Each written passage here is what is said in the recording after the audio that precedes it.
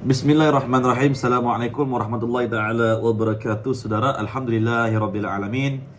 Bertemu lagi kita di channel TV Mistik. Saudara, di perkongsian kita pada video kali ini tentang ciri-ciri rumah yang telah dihuni oleh makhluk gaib atau juga makhluk jin atau juga sering kita panggil hantu, ya.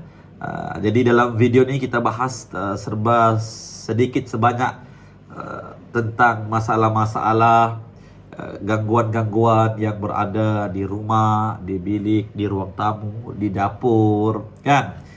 Oke.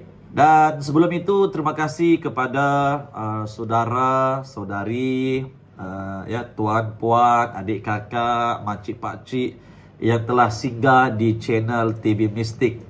Dan terima kasih banyak yang telah support, sokong TV Mistik, ya, selama ini. Alhamdulillah. Baik, kita nih saudara, setiap kita nih menginginkan, mengidamkan rumah untuk tempat kita tinggal, untuk tempat kita berteduh bersama ahli keluarga. Kita tinggal di rumah, pada masa yang sama ada lagi makhluk yang tidak dinampak oleh mata juga ikut tinggal bersama kita.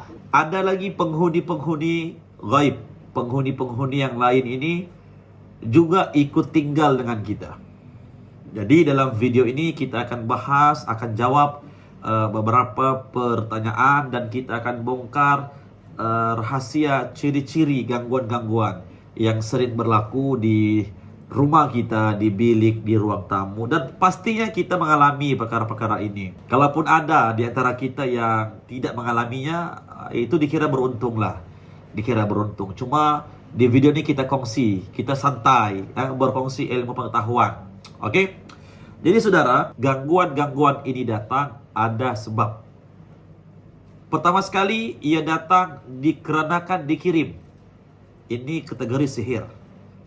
Oke? Ia datang sebab dikirim, dihantar, diutus. Lebih kurang begitulah. Oke? Jadi dikirim oleh dukun. Kenapa dukun kirim? Sebab disuruh oleh pendengki, ya, iri hati, hasad, dendam. Ini yang suruh. Sebab dukun tidak akan buat kerja kalau tidak ada tujuannya. Jadi dukun ini dia buat kerja, ada misi. Dia melanjutkan misi-misi orang-orang yang hatinya bermasalah, dengki, iri hati, dendam, hasad ini. Oke, itu sebagian sihir lah. Kita tidak membahas itu, kita tidak membahas. Sekarang ini kita bahas ciri-ciri rumah yang ada hantu nih. Ciri-ciri rumah yang ada hantu yang dihuni oleh makhluk-makhluk gaib. Oke, jadi di antara ciri-ciri rumah yang telah pun dihuni oleh makhluk gaib, yang pertama sekali adalah nasi sering basi. Oke? Nasi mudah basi. Lebih kurang begitulah.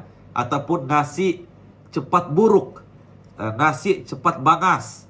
Nasi cepat basi. Oke? Ini yang pertama. Jadi ciri-ciri rumah yang dihuni oleh makhluk gaib, ya, yang dihuni maksudnya dihuni, ya, makhluk-makhluk gaib ini sudah bertapak dalam rumah tersebut.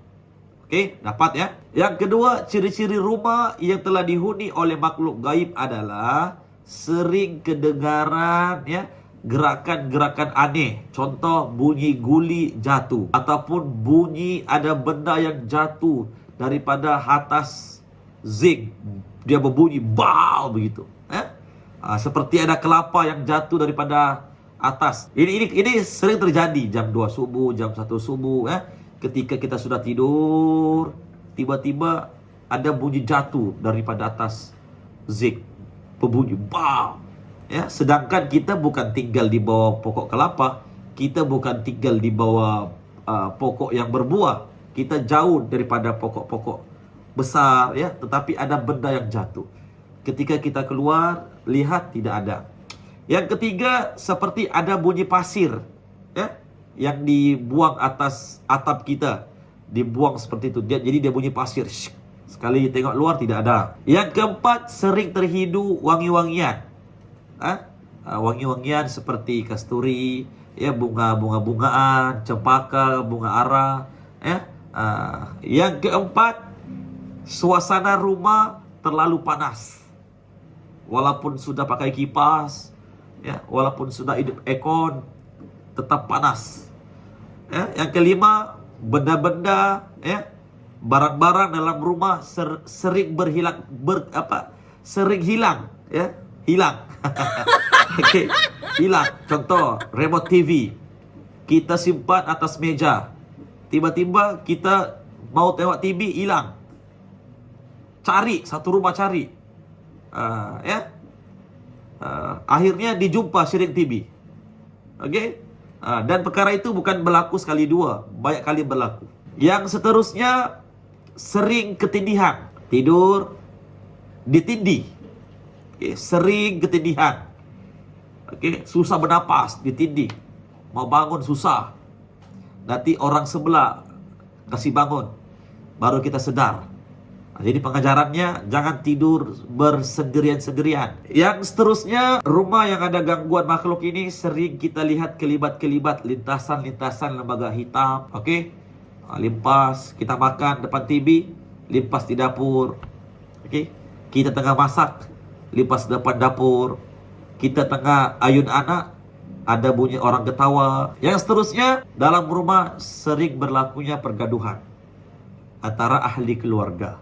Sering berlakunya pertengkaran, pergaduhan, ya, lebih kepada suami dan istri. Yang seterusnya, anak yang kecil-kecil, ya, khususnya bayi-bayi ataupun baby, ya, bermain bersendirian, seolah-olah ada yang membawa main kepada mereka, ketawa-ketawa sendiri. Ini kan terjadi dengan anak-anak, ya, seperti ada yang bawa mereka main. Ataupun di sebaliknya, menangis tidak henti-henti, ya, menangis walaupun dibuat susu tidak berhenti, ya, dikasih susu apapun semua tidak berhenti. Ini tangisan mereka melihat perkara yang kita orang besar tidak dapat lihat. Oke, yang seterusnya, berlakunya istria ataupun kesurupan ataupun kerasukan di rumah tersebut. Oke, itu di antara beberapa perkara yang terjadi, sering terjadi, ya, kepada rumah-rumah yang berpenghuni ini. Jadi kena berhati-hatilah, kena waspada. Dan itulah di antara beberapa ciri-ciri rumah-rumah yang telah dihuni oleh makhluk-makhluk gaib. Kadang-kadang kita dengar seperti ada kerusi yang ditarik, ataupun ada benda yang seolah-olah menyusun piring di dapur, ataupun terdengar ada bunyi air di tandas, toilet, ataupun di kamar mandi. Oke, gangguan seterusnya juga, ya, ada yang ketok pintu, beri salam, kita buka pintu, orang tak ada. Itu juga gangguan-gangguan yang sering berlaku. Oke saudara, sampai di sini sahaja video kita pada kali ini, dan sampai berjumpa di video yang seterusnya.